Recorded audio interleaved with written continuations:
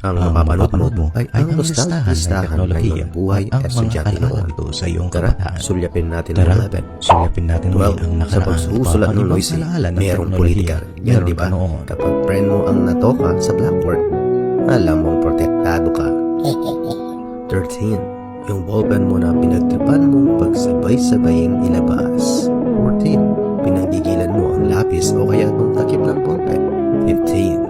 Laging ganito ang itsura ng likuran ng notebook mo at ganito ka gumawa ng Valentine's card. 16.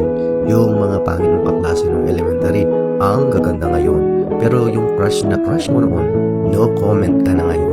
17. Nax, nakangiti ka ngayon tayo ng ng stuffy tayo ng friend, ha? kalabaw para gawing pataba para sa Alaala mga ng alam mong nakaraan. gulayan sa school. Pangitiin mo rin ang mga ibang katuto natin.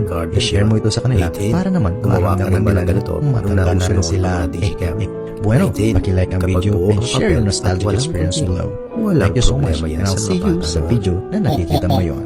Medyo See you yaki there. nga lang pero mapamaraan naman. Di kasi tayo pabebe eh.